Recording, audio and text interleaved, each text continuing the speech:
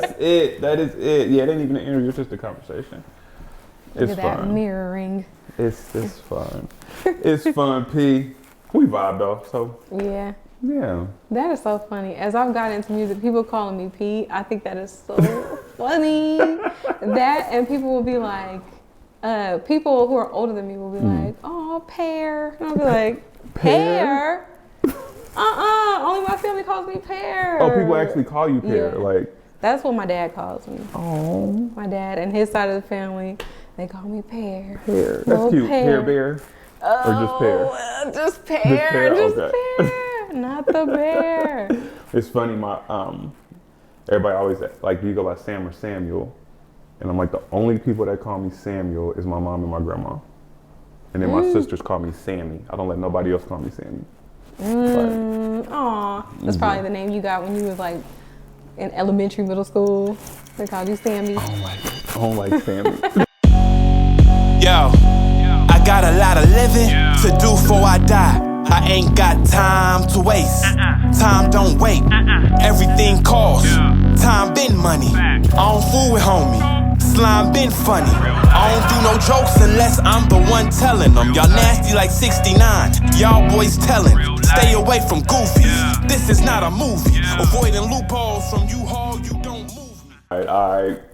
Peace, big love, big blessings, even bigger living, everything that come with it and everything in between. You are tuned in to Thinking Out Loud with Samuel David. It's just a conversation. If you choose to engage, and you can see if you're watching. If you're listening, you can't see it obviously, but if you're watching, you can definitely see I have a special guest today. But as always, before I get to the special guest, I got to do some quick housekeeping. I got to give a major shout out to our location sponsor, Mulberry Art Gallery here in Wichita, Kansas. If you're in the area, pull up, check out some dope artwork.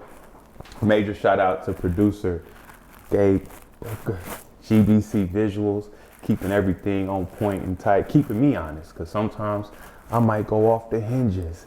I got to give a major shout out to my apparel sponsor today, man. One For Us Clothing, located here in Wichita, Kansas, representing the 14th Amendment. Shout out to One For Us. And y'all know the drill. Like, subscribe, comment, share. YouTube, Thinking Out Loud with Samuel David. Spotify, and everywhere you listen to your podcast, Thinking Out Loud with Samuel David. Social medias, Instagram, TikTok, Thinking Out Loud Convo. Making sure I hit it all. I hit it all. That's it. That's where we at with it. Now, I got to give a special introduction to a great friend of mine, a music collaborator. We've done some acting together as well. Oh. Right? Oh. This woman is an artist, a creative at the maximum level, a podcast host, a curator of art, a musician. She says she makes music, creates art, and lives life. Today I have my amazing friend, That's cute. Miss Paris Jane. What is up, P? Hello. What is up? So I always lead with this first question. Okay. And this is how I know where the conversation is going. Because Okay. it's just a conversation. We just thinking out loud. Just know that, right? Okay. How's your spirit? Ooh, that's a good question. Right now, my spirit, I'm gonna say something real like hippie sounding, but my spirit is very gold. Ooh. Like very golden. Golden. Feeling good, feeling excited. Like, I don't know. I don't even know how to explain it, but you know, like when you feel like yourself and you feel like wherever you're going is probably where you need to be, and you don't have to like work really hard to orchestrate that. Yeah. Like you can feel it just kind of like, almost like magnets, just like stacking. Like, I don't know. That's just kind of where I'm at. Keep going. I like Super that. I like artsy. that. I like that gold. It sounds like you are in alignment. Yes. I feel like, ooh, it's been a long, here we go already. Let's go It's there. been a Let's long go there. period of me being, or feeling like I'm not in alignment, or like kind of trying to find my way back to where my path. Okay. So like one of the songs I used to listen to so much and I would feel it, but I would be mad that I felt it. Is "Love Yours" by J. Cole, because he said the good news is, do people be cussing? I don't cuss. I cuss my ass off. Okay, Yeah, but the good news is, nigga, you came a long way. The bad news is you went the wrong way. Like, that felt like the story of my life. Thought being broke was better. Yes. I was still not affluent. I was still broke. But yeah. It felt like I was like going really far in the wrong direction. Wow. And not in a negative way. Like, I was making a lot of strides. I was doing a lot of things that nobody in my family had done. But it just felt like I was going the wrong way. So you say you felt like you were going the wrong way, but you were like, I'm sure people around you were proud, especially say you're doing things people in your family hadn't done. Yeah. Was it your path you were taking? No. Okay. No. And it took time and money for me to realize that I wasn't. Yeah. And then one of my best friend Monique, shout out to Monique. She's actually, anyway, she keeps on saying recently, she'll be like, take 2 for your mistake. So like, we were playing Uno, and one of her friends was like, draw 2 for your mistake. And that's what it, like, life will show you. If you keep piling on mistakes, you're going to have to like take 2 more, whether it's 2 years, whether it's 2 semesters, whether it's $200, whether it's $2,000, whether it's $10,000. Word. You're gonna have to like pay something for your mistake, and a lot of times for us, that's time. And you can't get back. You can't get time back. One of my favorite quotes is "Measure twice and cut once." Right, but we don't always measure twice. We don't. I'm the kind of person that's like, just cut it. Go. Just cut it. Just go. I'm feeling good. It looks good. Just cut it. And then now you're trying to put pieces back together. You gotta learn how to sew and put something back together. Yep. That's a word. So let's talk a little bit about going down that wrong path, because I like where you're going with that.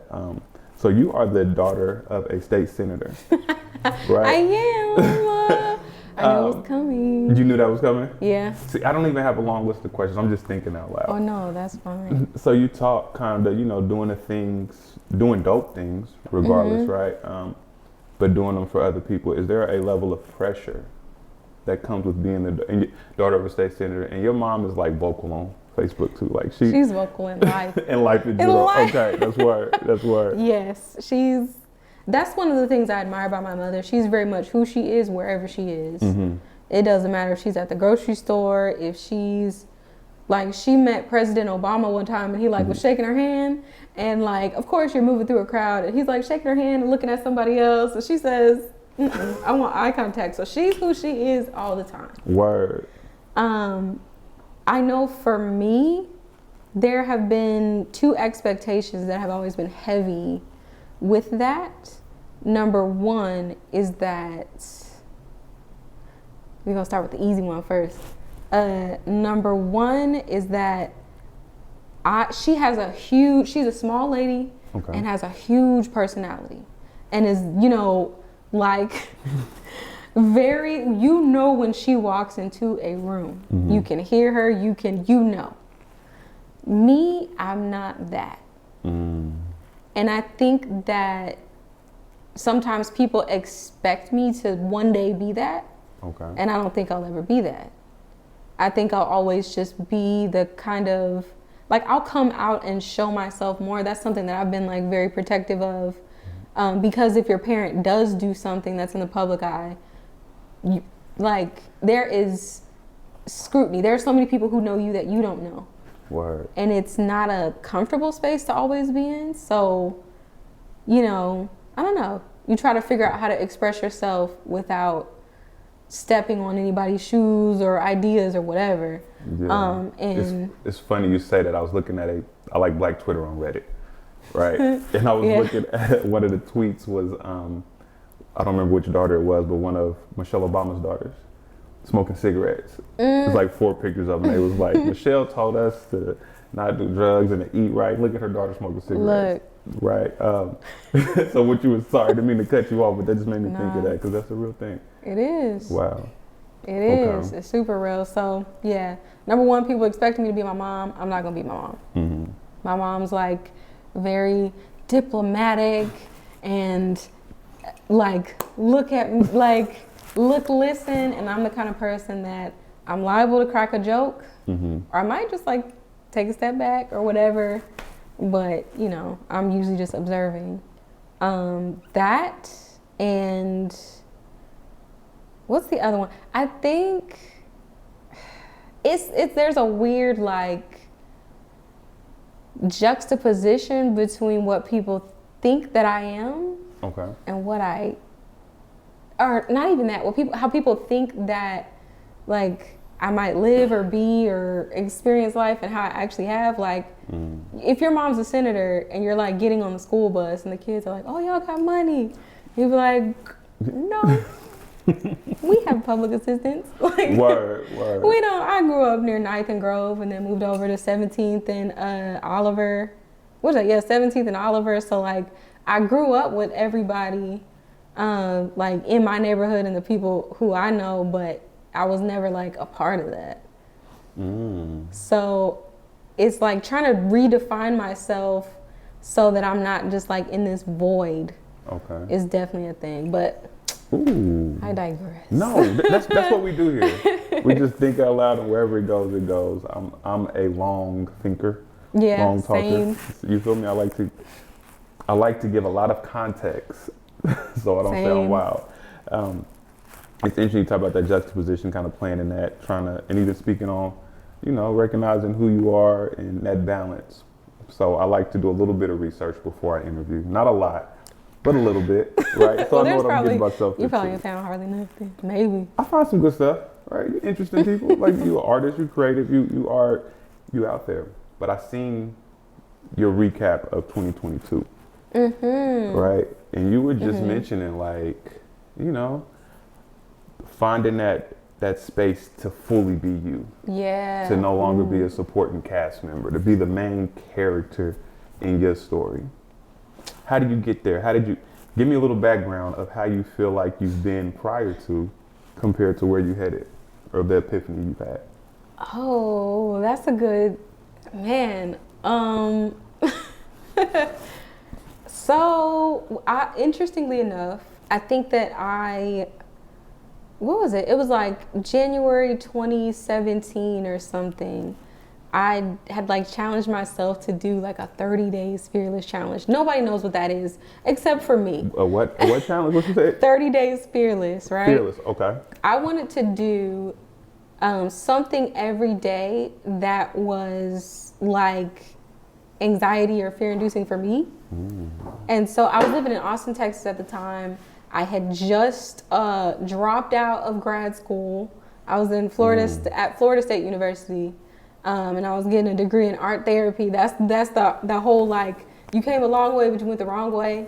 Yeah. I was going all the way the wrong way. So, and then I ended up quitting grad school, and I had been so afraid to share my story because at the time I was not in the best place mentally. Like, I wasn't in the best headspace.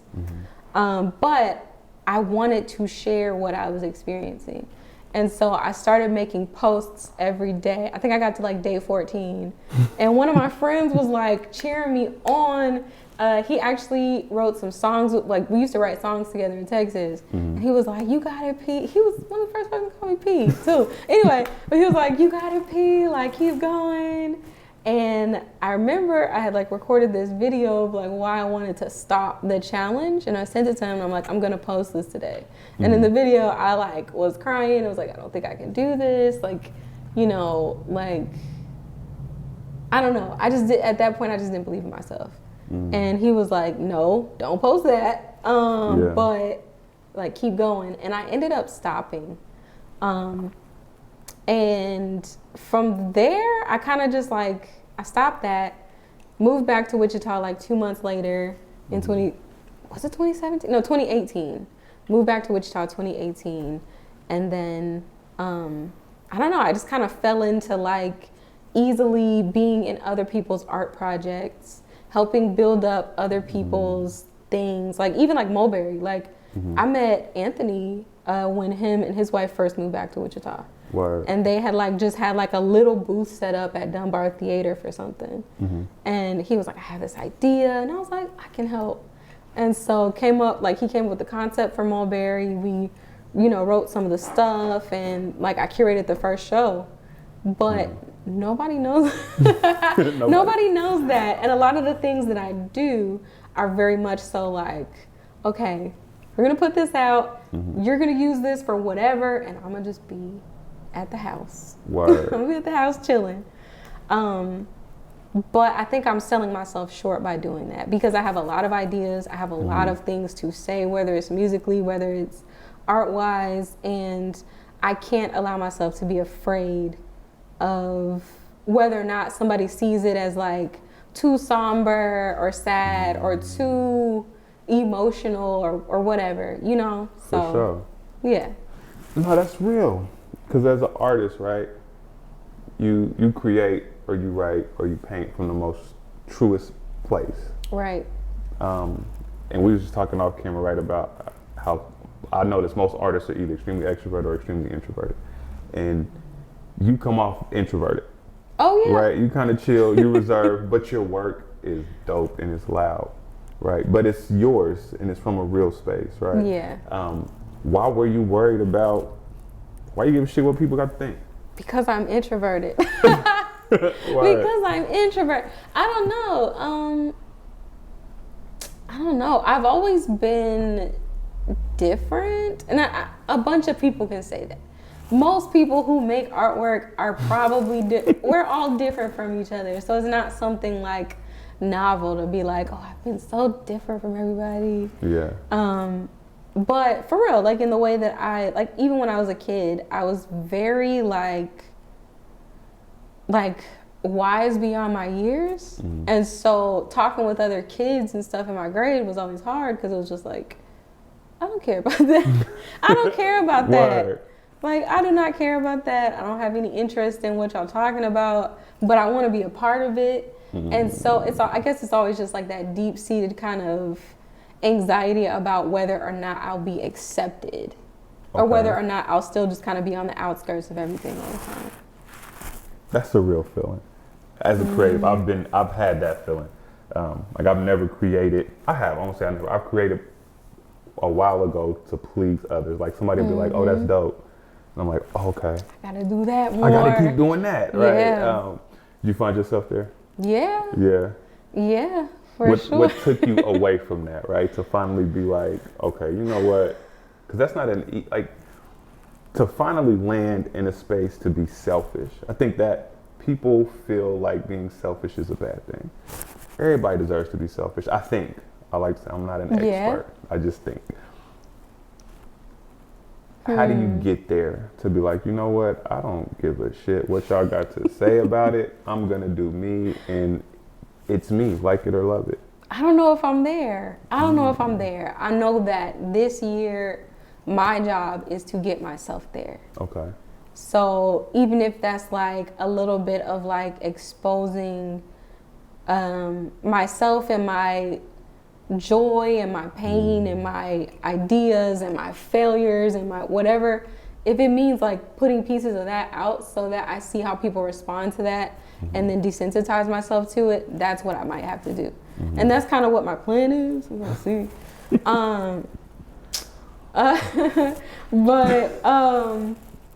Yeah, I don't think I'm there yet. I still very much care about what people think, and maybe not so much like there's kind of like this way that I think, especially being a musician, and especially like when you have a certain ear for something, you can see when people don't have that ear.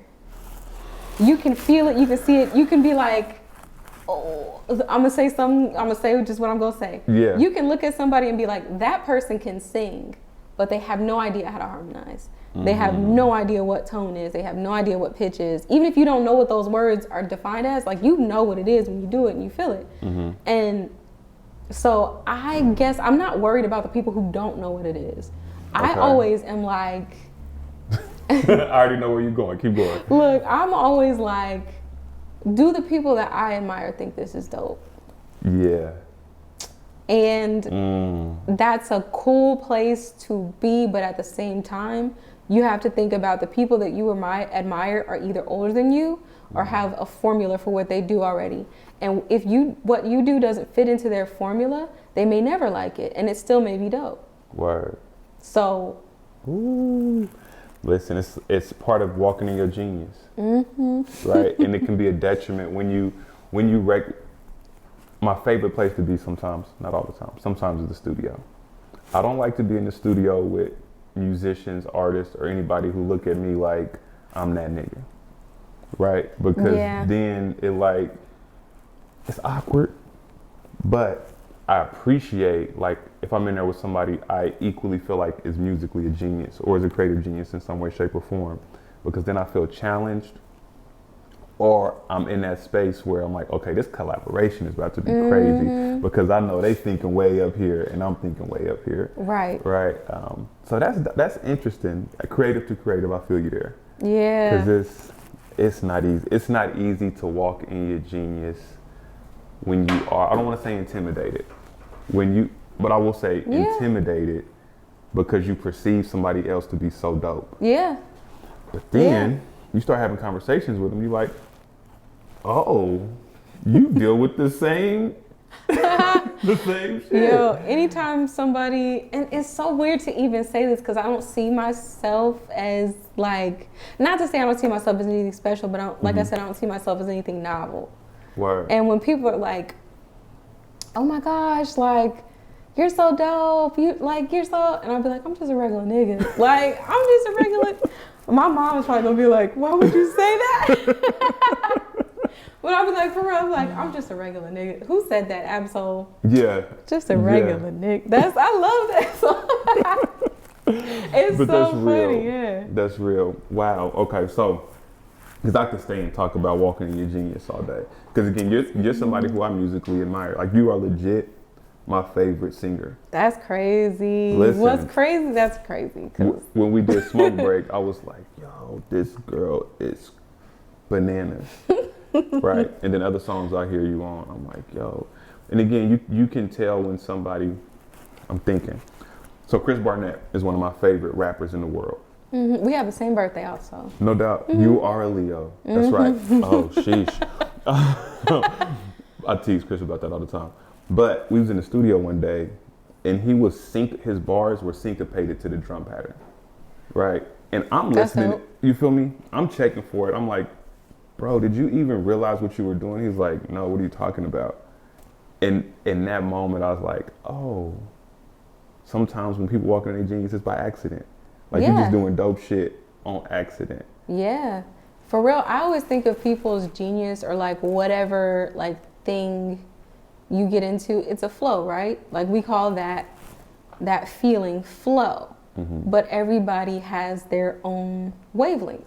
Wow. So like, of course, like that's not novel, that's cliche, but truly, like some people might, like speaking about music, some people might be in between the drum pattern because it feels, it's like that's where you can fit in there. Somebody might be on top of it because you feel like you attack. Like it's all about like just almost like losing yourself and falling in, like jumping in the water.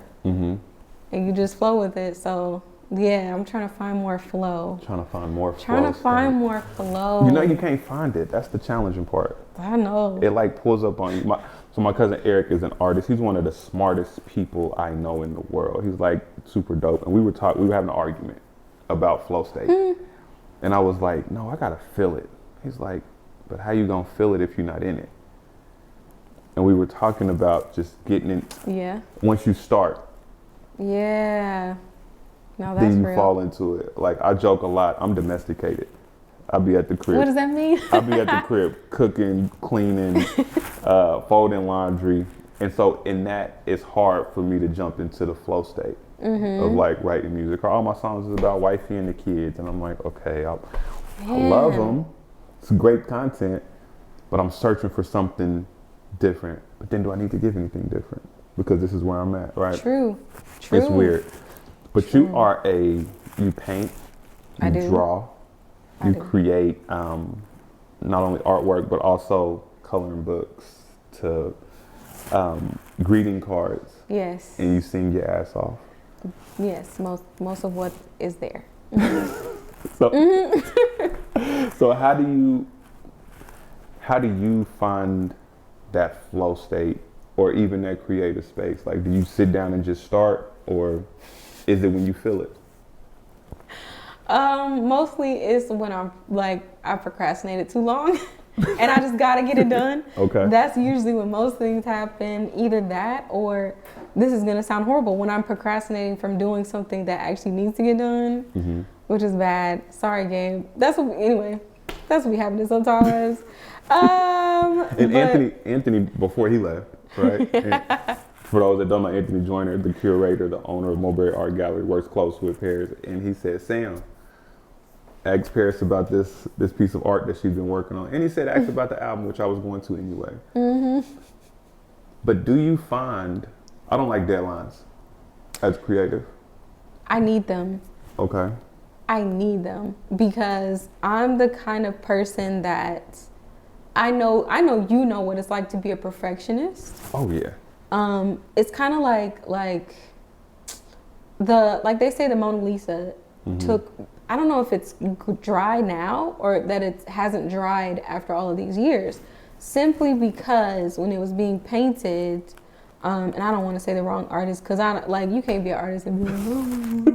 Anyway, but when it was being painted, like the artist went back so many times and and he used oil, and oil takes a long time to dry, but the more you add layers to it, the longer it takes to dry. And a lot of times artists do that because there's always a piece for us that's never done. Like you can look at it and be like, I could always add more to that, or I could change this, or I could remix that, or I could do this or do that. I'm that kind of artist where it's like, oh, now that I look at it, I could move this around and that around and this. And so unless somebody says, I need this by Friday at 5, I'm gonna be like, wow, I was working. Wow. I was in there. Yes. So I need deadlines. I love deadlines because it makes sure that it holds me accountable to do something about what I have in my head. Ooh, maybe I need to work on deadlines because sometimes I won't even start because in my head I see the end. And I'm like, in the mix, in the moment, I'm like, it's not there. I can see it, I can hear it, I can feel it, but it's not where I want it to be yet. Right. But then I'll play a song for somebody who might not have that same ear. And they're like, oh, this is fire. And then I'm like, I don't know if you're telling me the truth. Yeah. I don't really trust people when they... I was about to ask, I don't trust people. In your dope, because you're dope. Again, I gotta make sure that that's out there. Because creative. And anytime I'm talking to creatives, like I have to big them up because I get it. Like I'm talking to like Brandon Johnson, politician. Like, you do dope work. I don't necessarily get it. But when I'm talking to creatives, I get it. So it makes me excited. Do you, I don't even know where I was going because I'm thinking out loud. But do you find yourself around people, like you said, you can't trust, where you be like, you bullshitting me, like I don't believe you telling me that's dope. Man, sometimes I think I'm starting to believe it more now when people say, that's really good. Or like I had a conversation before Christmas and someone was like, you don't see how good you are. And I was like, girl, don't do this right now. Don't do this to me. Don't do this. Don't, no. Yeah. So I'm starting to believe it more so now because I've had a lot of those conversations. And so it's like, eventually you do have to be like, okay. Word. But when it comes to creating something, for whatever reason, especially with music, I can listen to it and be like, okay, I like that. I like that. I don't like that. Let's change this. Let's go back. Nope. Re-record this. Do it like that. Like it's something about that where if somebody's like, no, it's fine. I'll be like, no. Yeah. No, actually, we need to change this. We need to change that. Thanks so much. Yeah. Like, and not in a mean way, but thank you. Now, on the flip of that, do you ever feel like when somebody tells you it's not on point, and you be like, nah, you bugging. You don't know what I know. Do you run into that? My dad. Okay. My dad will be like, He's only been like to one song. He's like, oh, I think that's the best song you ever made, Pear. And I was like, oh my gosh, that's crazy. Word. But every other song, he'd be like, oh, okay, Pear. I think you could make that more up tempo. You ain't got no more up tempo songs. Why you got all these slow songs? I'd be like, thanks. Yeah. All right. Okay. I haven't really encountered too many people being like, this isn't it. And maybe it's because I haven't shared a lot of music. I'm sure that might be what it is. I would not prefer, because nobody likes criticism, but I would love constructive criticism. Feedback. Yeah, I would love feedback, and I don't have that many people that are gonna give me very honest feedback, except for maybe like 2 people. Like my friend Corey, the one I was talking about that I wrote songs with him when I was in Austin. Corey would be like, I don't like it. Yeah, that's tough. My kids are my biggest critics. Like, really? I know if I'm producing, writing a song, I know it's a banger if they come in and like, what you doing? And I trust them if they like, nah, that ain't it. That ain't it. I feel that. Okay, let's switch gears a little bit. I want to Yes. jump back. So you left Jackson State. Florida State. Florida State, I'm sorry. Yes. No, Florida State. Is that the only school you were at? No. I feel like you were somewhere else as well. Yep. Langston? Nope. Nope. Prairie View A&M University. Oh, you thugged that down up. You in thugged that up. Texas. Okay. Love that place. Well, and this is after Florida State. No, this is before. So I have a degree in psychology. Okay. That I got in 2016 from Prairie View A&M University. And then I went directly to grad school at Florida State University to get a master's in art therapy, which is still pending. I have not gotten it to this day. To this day. That's what I want to this day. That's what I really want to ask, right? How hard was that conversation, especially recognizing the expectations you talked about, right? You finish, you jumping into grad school, like I'm sure the folks cheering you on, sharing stories. Yeah. You know, moms get to like, yeah, my baby doing this. How hard? Pop's excited, I'm sure. Oh, no, my dad was the only person who was like, Pear, I don't think you need to go down to Florida. Okay. I was like, huh? He was like, nah, I don't think you need to go down there. But I think it's because both of my, well, let me be strategic. I know for sure both my parents have not pursued a master's before. So I was the first of my immediate family to do that. I have an aunt who has a master's degree.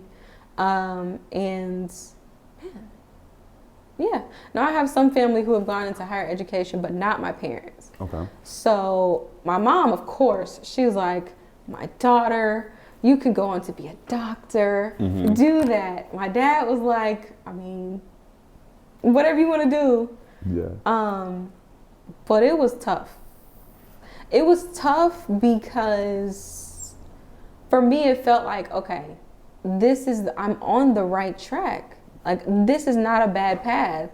This is not like, it's not like I'm out doing something crazy. Like I don't have a job. Like, I'm in school doing a master's full time. So in art therapy, what I was doing was I was working with teenagers and middle schoolers. And so I was doing practicum, like I was doing therapy with kids. Yeah. So if I wasn't in class or writing papers, I was doing therapy and sleeping.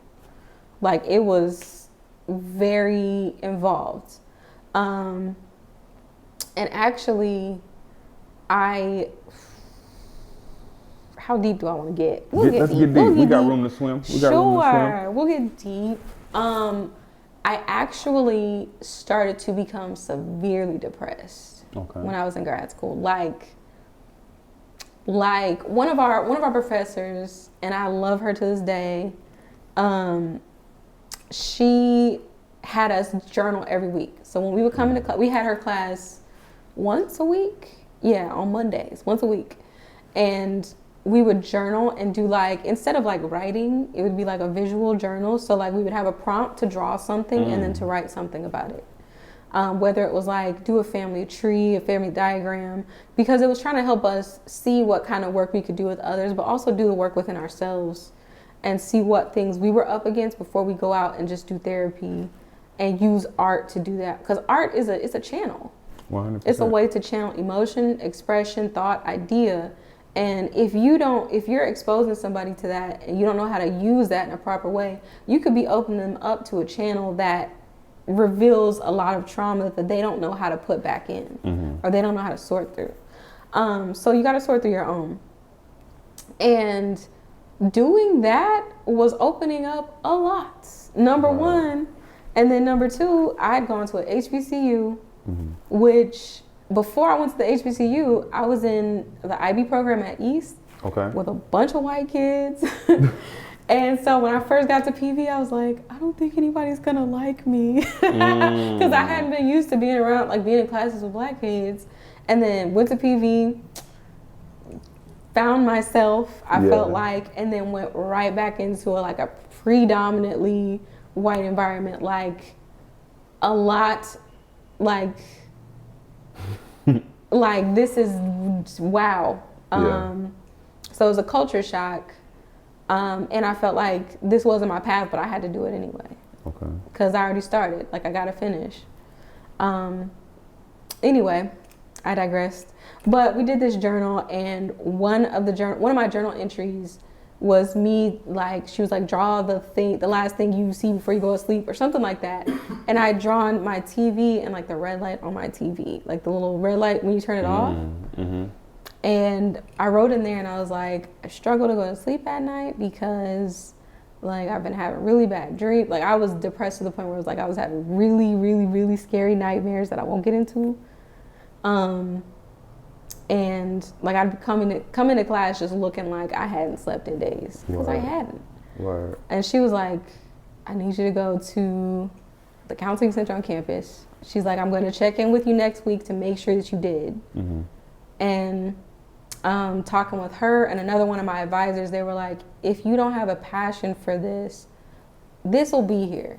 Like if you leave grad school, you still have 5 years to decide you want to come back. And if you are not in a place where you can do that, then don't stay. And that was the best advice I ever got. One of my roommates there, love her. She was like, I told her, I was like, I don't think I'm gonna stay. She was like, you gonna stay, to quit playing, like you gonna be here next semester. And I literally packed my stuff in my old Corolla. We love you, Carol. My car, Carol. Packed my stuff up in my car, Carol, and I left the next day. You was out of there. Like the next, and it was like, it was probably very rash. Cause I know she was probably like, so you just, I left. I left, hadn't even, like I broke my lease, didn't even talk to the people at least in the office, I just left. Wow. And I didn't want to come back to Wichita. Cause I was like, there's no, like my mom was so excited for me to go to FSU and like, it seemed like this was the right thing for me to do. So. How do you manage that, right? So you that's layered for one. I know you said you don't want to get into it, so let me know when I'm going too deep. But so you psychology major, working on art therapy, practicing what you preach as you dig into yourself to find out more about yourself and address I don't want to say demons, address your own challenges, things that are making you depressed. The best advice you got was to bounce. But you don't want to go home. So that's compounded, right?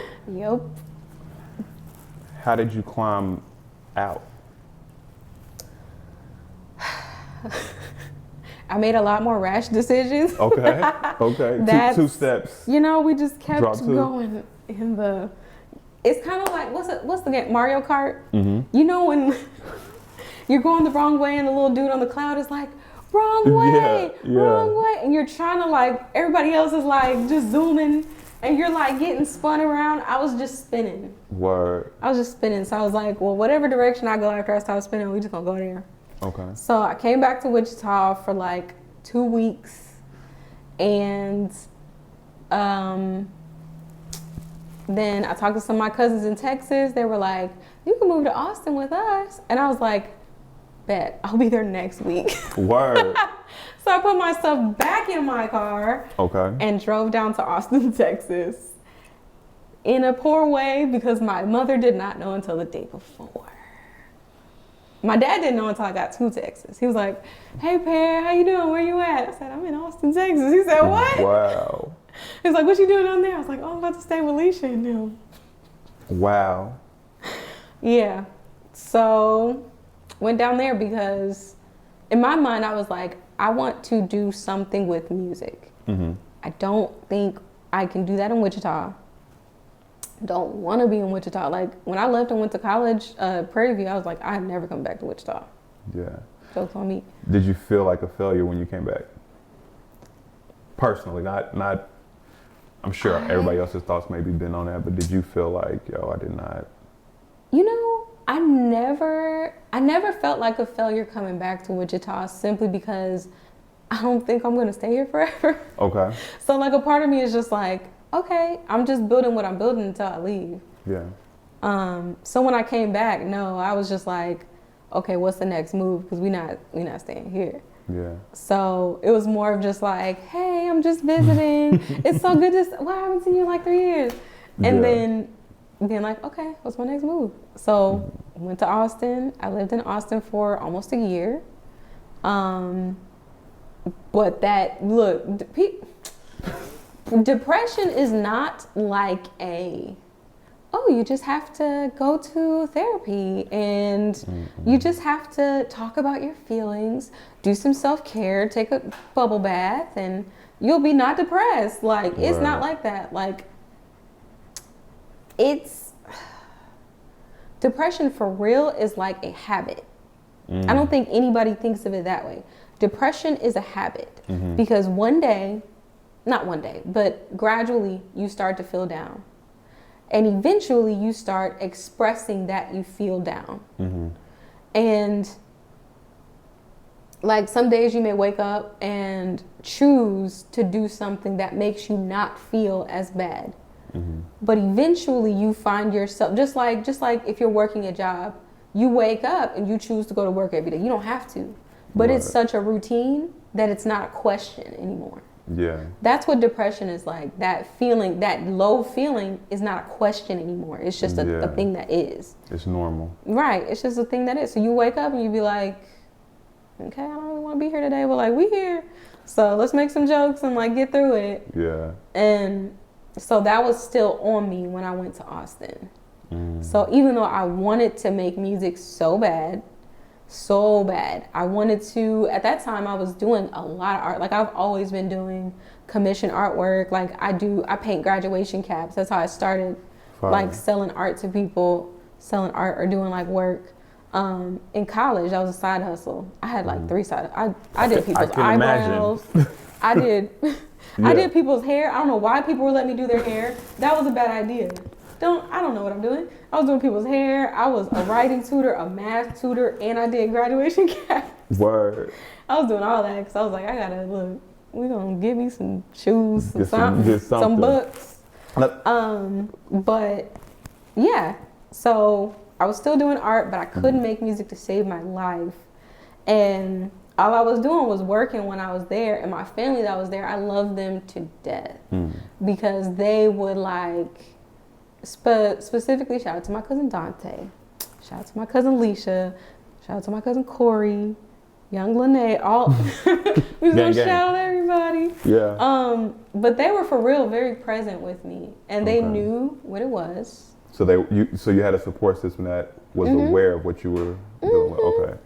They would be sitting at that time in my life. I was a vegetarian. They would be sitting around eating church's chicken. Or whatever they made for Sunday dinner while I ate like salad or like taco cabana or something. And they would always laugh about that, but it really helped quite a bit to be around a support system. Even if you don't feel like you can presently be a part of it, you don't realize how much it rubs off. But yeah, stayed there for a year, then came back to Wichita. That was like a long story. I think that's a good story. So we can edit it if we need to. No, I'm sure somebody can gain something from that, right? Because depression is so real. Like I am a major mental health advocate. I hate the stigma that our community has on mental health, right? And addressing the challenges we deal with, right? I was sharing with Gabe even, share with not a lot of people, but I'll share with the world even, right? Holidays are a struggle for me, right? And from a seasonal depression standpoint, but also like grief, right? And so my uncle passed on Thanksgiving a couple years ago. I'm sorry, my grandmother passed on Thanksgiving a couple years ago. Went through planning her funeral with my uncle. Then my uncle passed 30 days after. Man. Right? So from Thanksgiving to like New Year, just this past year, I was like, I feel so fucking down. Like it wasn't resonating. Why? Yeah. Until I woke up yesterday and I was feeling good and I was like, oh, it's over. Oh, the this sun's is out. why I felt like that, right? Like, Yeah. and that's a real thing. And so I appreciate you even sharing your story because again, people can learn from that. I hope so, cause I ain't trying to go through all this for that. for nothing, right? Nothing. There's got to be something on the other end. But you know Yeah. what's even wild is, you know, I know a lot of artists use their creative outlets, right, to channel that depression. And I know at the top you were talking about how you don't want to sound somber or feel like you're sad, but that is a real feeling. Yeah. And I mean, you mentioned the J. Cole song, Love Yours, and how much you hated that you loved that song, why you loved it, but it did something for you. And I know your music does that for people. I hope so. My Right. little, yeah. You feel me? Let me not say my little, cause it's Come on, dope. don't shrink your shit. It's dope. You feel me? It's really dope. Let's go back to main character. Let's do 2023, you the main character in the Yes. Paris Jane story. What's that look like for you? That means, okay, here's the plan. Talk to us. So, what I would like to do is, number one, revamp my own podcast, which focuses on telling the stories of people from Wichita. Honestly, that podcast is called Beyond Wichita. Talk about I'm it. gonna look into the camera. It's called Beyond Wichita, and you can find it on all the places you get your podcasts. But it's stories about people either from Wichita or who live in Wichita, about why they moved to Wichita, why they choose to stay in Wichita, or why they left. Okay. And I came up with that concept when I was living in Austin, actually, because I was working at this place, and in bigger cities, they be converting people's houses into like workspaces. So we was low key like working in a garage, like a converted garage with a bunch of computers. And I was like, bro, I don't know none of these people who work around me. And I sit with these people most of my day. Yeah. And I don't know these people. And I was like, I would love to get to know the people around me and like what fuels their life, or what they love, what they hate, what they want, what they actually want to do with their lives. And when I came back to Wichita, it kind of was like re-sparked, because it was like, that way that I felt at that job is how I feel in the city. We live in a way where like we move around everybody all the time, but we don't know, like we don't know our neighbors. We don't know what fuels the people in the city. We just kind of like go to work, go to school, go to eat, go home, or go to church on Sunday if you do that. Go eat and then go home. And I'm noticing a lot of bigger cities, they give outlets to express who you are and what you like and what you love. And it doesn't have to make you money. You can just do it because you love it. Or if it does make you money, there are places for you to show that. And so I kind of wanted to develop an outlet for that in podcast form, sonically. So that's what Beyond Wichita is for me. Want to revamp that, and I want this upcoming season to be about boomerangs, or people who left Wichita and came back. Specifically, I would love to get those stories. So if y'all got a story, you know, my email address is beyondourcity@gmail.com. That's beyondourcity@gmail.com. Wow. So much promo. Yeah. Listen, we're here for it. We're here for it. No, that's what I have to, that's a part of me being a main character, is shamelessly promoting the things that I believe in for myself. Because I've struggled so long to believe in myself in anything that I do, and to wonder like, why would anybody care? And now I have to think like, no, we'll just do it. So that's prayerfully, Jesus, do what you gonna do. I would love to put out an album called 208. And I don't know if I was gonna say, I don't know if the camera can, you can't see this. Y'all can't see this little. It's okay. The tattoo says 208. Yes, and it's Okay. in analog form. 208 is a number that I have been seeing since I was in high school.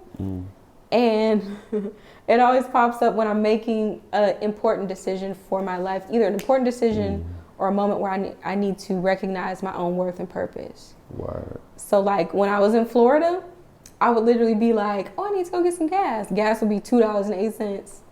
Or I'd be like walking to class and a meter on the like street that I'd never seen or whatever would be meter number 208. Like literally, I kid you not, I was getting on the airplane yesterday to come home, and I don't know if y'all can do magic and add this in later if y'all want to. But I was literally, where is it at? Getting on the plane and somebody's hat. Wow. Yeah, and stuff will just, I have a million pictures like that in my phone. Stuff will just pop up. So I'm like, okay, we're just gonna follow it down. We're gonna follow it down, see what it is. It's dope. Off camera, we was talking about age. And, Oh, I'm 28. and you 28. Oh my gosh. Remove this. Anyway, That's crazy. wild. Yeah, That's divine. it is. That's cute. I'm here for it. I'm here for it. What else? Give me one more thing that puts you as the main character in your story. That puts me as the main character in my story. Come on. I know you got something. There's like 2 or 3 things. I think that unless God sends me a person to just like be with, I'm gonna take this time and just. I focused a long time in my life on being in a relationship with somebody or providing a good relationship experience for the person that I was with. Like my first relationship, high school, I was with somebody from freshman year till senior year. Okay. And then I got to college and found somebody I liked at the end of freshman year, stayed with them until junior year. And then got another relationship junior year that didn't end until I was in grad school. Word. So like a lot of time has been spent on defining myself by the terms of somebody else that I care about, that I love. Yeah. So I'm just gonna take time for me, post more on social media, Okay. and do like, you know, the things you wanted to do when you were a kid that you never got a chance to do. Yeah. Yeah, like I'm gonna invest in trying to do, like I've always wanted to do gymnastics, or at the very least learn how to do a backflip. Word. So like I'm gonna learn how to do a backflip this year. Come on. I'm here for on concrete. And 28 is such a great age. Like people, as you get closer to 30, right? People like, I can't think of the word I want to use, but they loathe the thought of being 30. Yeah, me too. The beautiful thing about being 30, right? So you talking this is your year of you, right? Once you hit 30, for the most part, if you've done the work, you know who you are. Yeah. You know what you're here for. You may still be figuring out the world around you, but you finally landed on who you are on the inside and who you want to be. And so it's dope to hear the work you're putting in at 28, that you have the plan to, the goal to, the mission to, the vision, yeah. right? And you're going to get it done. So that's really dope to hear, because I remember like 28 was one of my golden years. That's beautiful. It was the shit. And then, I mean, afterwards, life hit me in different ways, right? Yeah. But I recognize who I am, what I want, what I stand for, the people I want to be around me.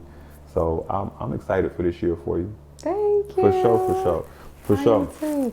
I got to ask you a couple more questions, then I'll let you get Yes. about your life. But I got a staple of questions that I ask everybody, right? So even though it's interesting because it's almost full circle. Because you quit, dropped out, abandoned, found a different path from, right, what you were looking to get your master's in with art therapy, but you're now a curator of art. Yes. Right? You create amazing coloring books, amazing artwork, right?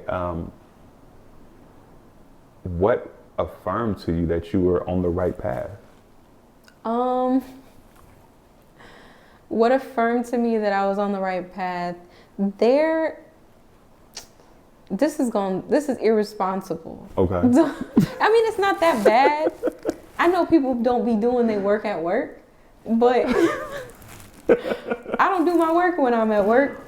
If I'm working a job that doesn't have to do with art, I'm usually doing art. So like, and I've been blessed in the way that like for example, when I was in Austin, Texas, the garage that I worked in, it was a company called Media Science, and I would come in there with graduation caps and glitter and literally a cup of water and paint. And I was in the computer, and what I would be doing was like listening to podcasts and painting these graduation caps. And the people that like work with me, my managers would be like, "Oh, what are you working on today?" They wouldn't be like, "Hey, you're supposed to be getting this data." No, I got to send this off tomorrow. So like, we're going to get to that data later. That, and even at the museum, so I used to work as the curator at the Kansas African American Museum.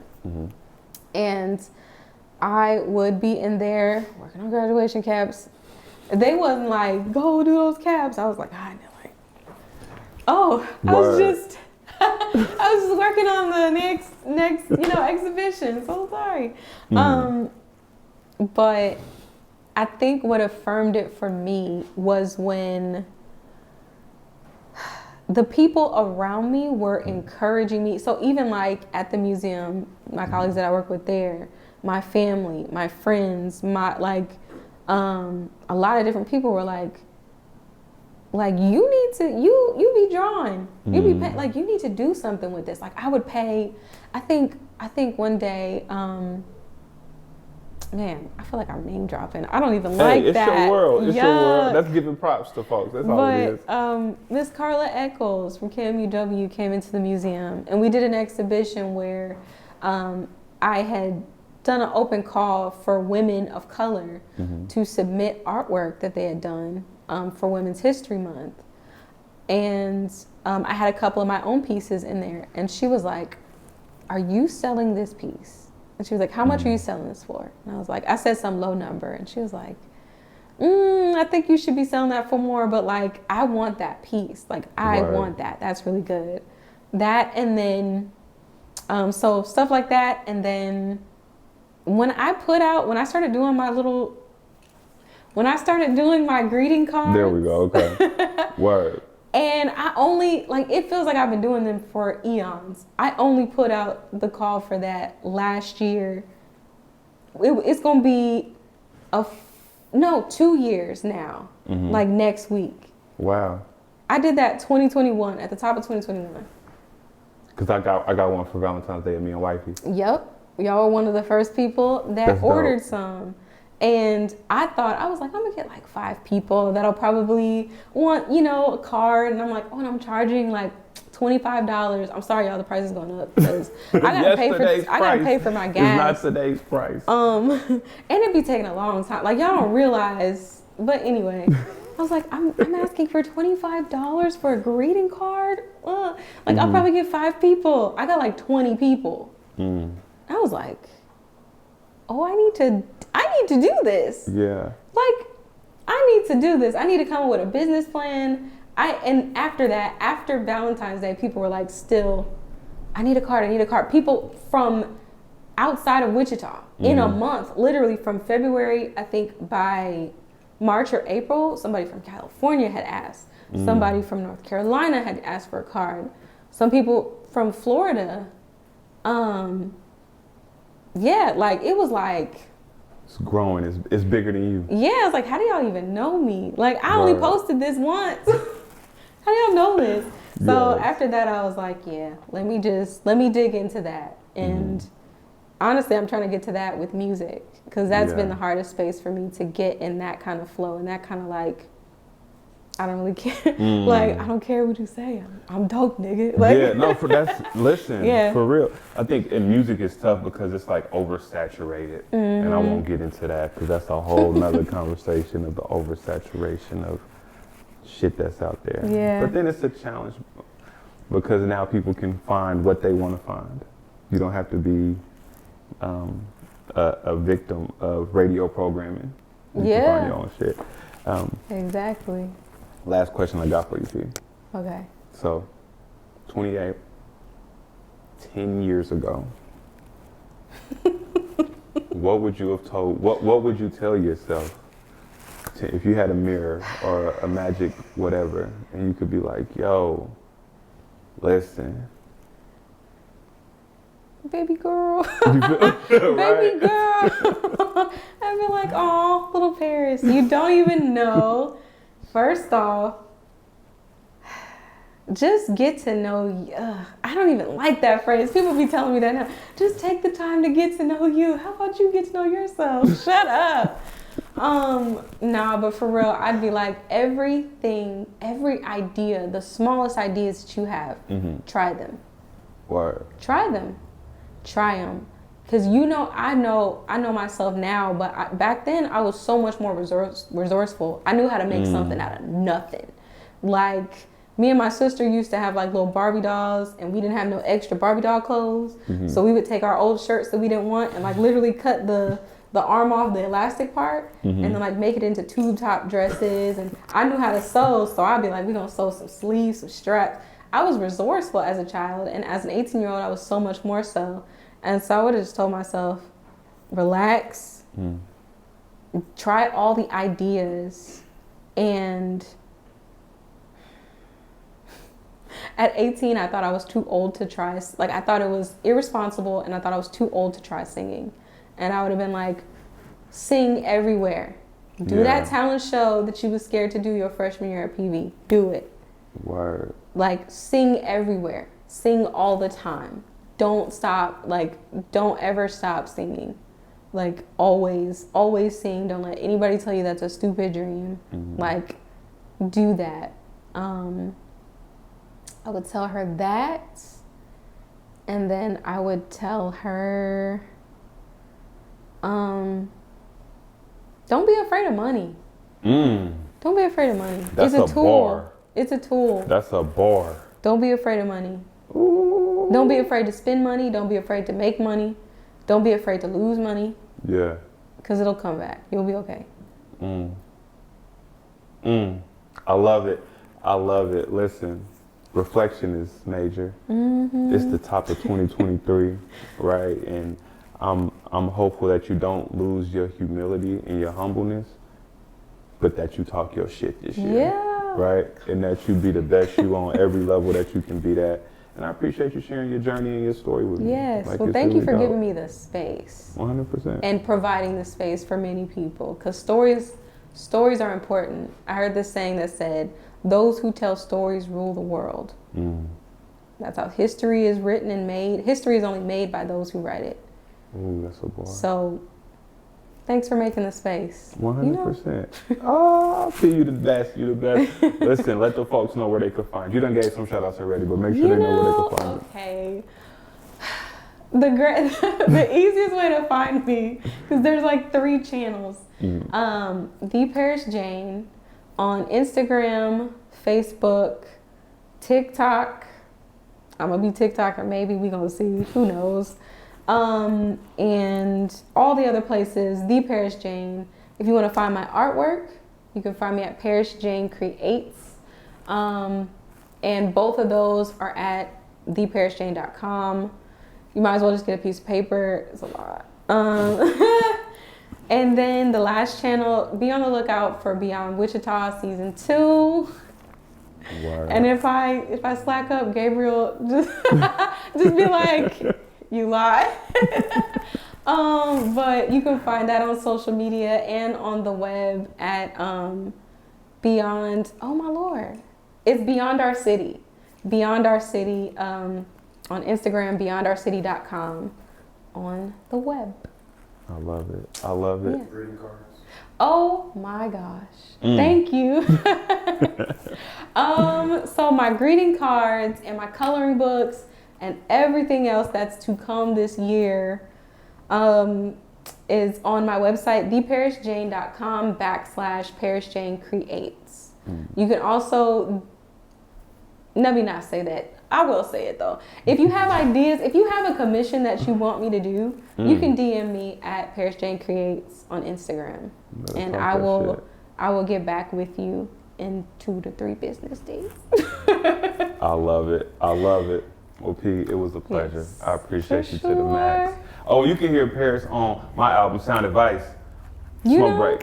Yes, and you can hear me on my project, Make Believe, on all the streaming platforms. Boom. Yes. Listen, it's been a great conversation. Great time. Stay being dope. Y'all stay being dope. Peace, big love, biggest living, Yes. and everything that comes with it. Holla at your boy. When it's time to find me, I'm just put a line of credits. Right.